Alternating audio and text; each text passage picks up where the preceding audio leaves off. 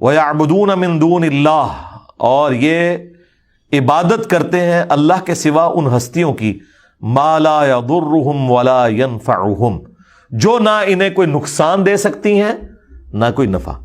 اچھا فوراً جب آپ توحید کے اوپر آیات پڑھیں تو یہ کہتے ہیں نہیں ہم نے تو کبھی کسی بابے کی عبادت کی نہیں، دیکھیں جی ہم تو اللہ کا بندہ ہی مانتے ہیں۔ اگلا حصہ چھوڑ دیتے ہیں۔ اللہ تعالیٰ نفی صرف عبادت کے اعتبار سے نہیں کر رہا، بلکہ یہ بھی کر رہا ہے کہ یہ ہستیاں نہ کسی کو نقصان دے سکتی ہیں نہ نفع۔ ایک مرے ہوئے شخص جو قبر میں پڑا ہوا ہے اس کی کوئی عبادت نہیں کرتا، ٹھیک ہے بہت اچھی بات ہے، لیکن یہ عقیدہ رکھتا ہے کہ یہ میری بھینسوں کا دودھ خشک کر سکتا ہے، اس کے نام کی میں نے 11ویں نہ دی تو میرے اوپر کوئی مصیبت آ سکتی ہے، تو اس کا کیا مطلب ہے کہ آپ اسے نفع و نقصان کا مالک مانتے ہیں، تو آپ بھی شرک ہی کر رہے ہیں۔ اور شرک کیا ہے؟ آدھی آیت لیتے ہو کہ ہم تو جی عبادت تو کوئی نہیں کرتے، اللہ نے تو عبادت کرنے والوں کی نفی کی ہے۔ سرکار ساتھ ذکر کیا ہے ما لا یضرهم ولا ينفعهم، جو ہستیاں نہ انہیں نقصان دے سکتی ہیں نہ نفع دے سکتی ہیں۔ وَيَقُولُونَ، اور یہ کہتے ہیں هَؤُلَاءِ شُفَعَاؤُنَا عِندَ اللَّهِ، وہ کہتے ہیں نہیں ہم ان کو تو پکار ہی نہیں رہے، یہ اللہ کے حضور ہمارے سفارشی ہیں۔ سیم وہی مینٹلٹی، ایسی داتا صاحب کو تو نہیں منگتے، اے اللہ دے حضور ساڈے سفارشی نے، ہم سلطان الہند سے تو نہیں مانگتے، یہ ہم اللہ کے حضور انہیں اپنا سفارشی مانتے ہیں، پیچھے ہی اللہ ہے۔ ہاں اے نہیں ہے کہ پیچھے کوئی اور ہے، نہیں پیچھے اللہ ہے جی، سامنے ہی ہے۔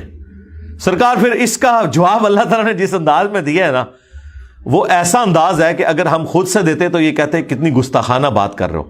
اللہ تعالیٰ فرما رہا ہے قل اتنبئون اللہ بما لا يعلم فی السماوات ولا فی الارض، کیا تم اللہ کو وہ بات بتا رہے ہو کہ جو اللہ کے علم میں بھی نہیں ہے، نہ آسمانوں میں اور نہ زمین کے اندر۔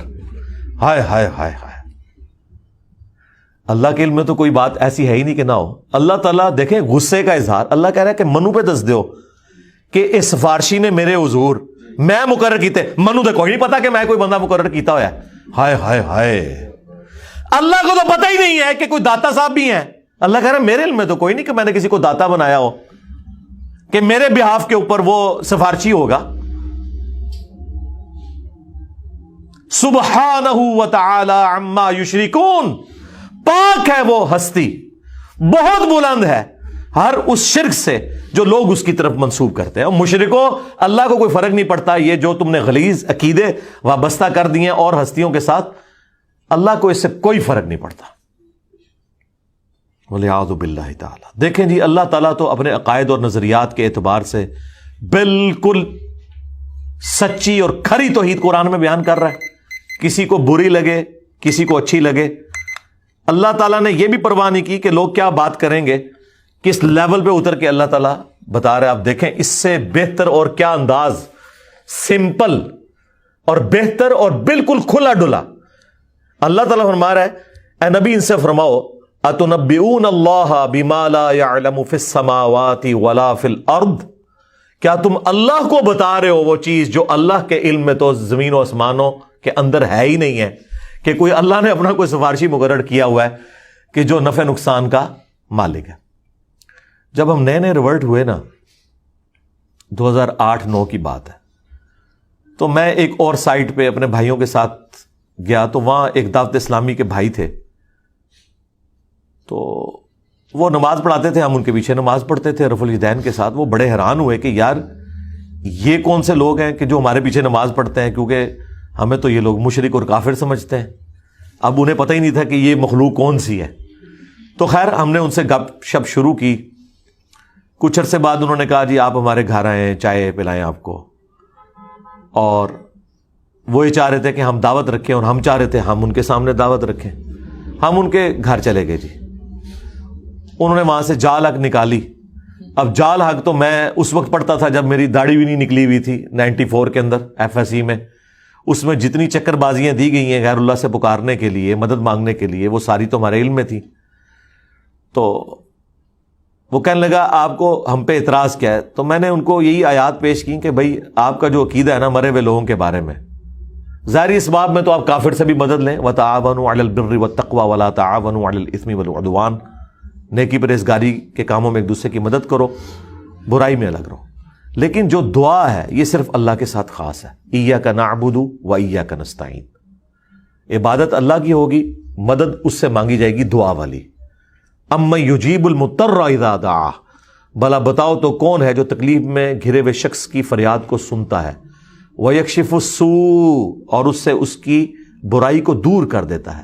وَيَجْعَلُكُمْ خُلَفَاءَ الْأَرْضِ، اور تمہیں زمین پر اگلوں کا خلیفہ کرتا ہے. اَإِلَٰهٌ مَّعَ اللَّهِ، کیا اللہ کے ساتھ کوئی اور معبود بھی ہے جس کی یہ کوالٹیز ہوں؟ قَلِيلًا مَّا تَذَكَّرُونَ، بہت کم ہی تم نصیحت حاصل کرتے ہو. تو میں نے کہا اس میں واضح لکھا ہوا ہے کہ جو اللہ کے سوا کوئی بھی ہستی، کوئی پیغمبر، جن، فرشتہ، کوئی بزرگ بابا جسے آپ یہ سمجھتے ہیں کہ وہ دعا قبول کرتا ہے، گویا آپ نے اسے معبود مان لیا. تو کہنے لگا قرآن میں جس طرح توحید کے اعتبار سے آیات آتی ہیں، یہ سب کی سب اس سے ریلیٹڈ ہیں کہ آپ انہیں اللہ کے پیرلل میں رب مانو.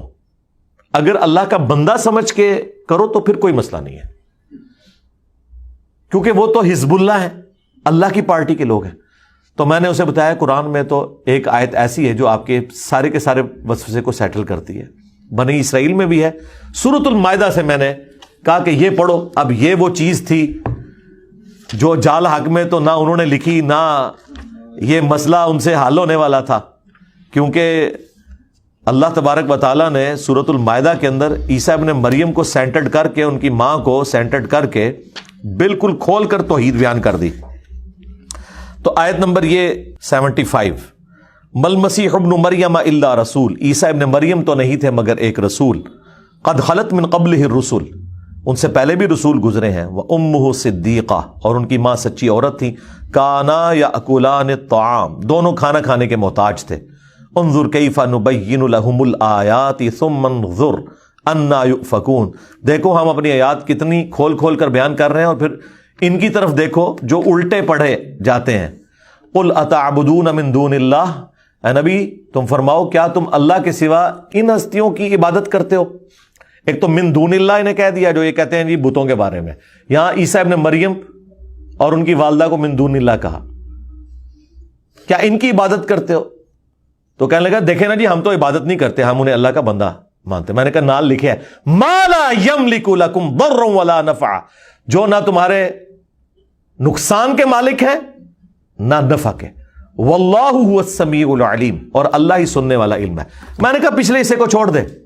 اللہ نے کہا کہ عیسیٰ ان کی ماں نہ تمہارے نفع کے مالک نہ نقصان کے. تو شیخ عبد القادر جیلانی تھے، شے ہی کوئی نہیں، عیسیٰ کے جیسا ہے ہی کوئی نہیں. تیرا عبد القادر جیلانی تھے، شے ہی کوئی نہیں.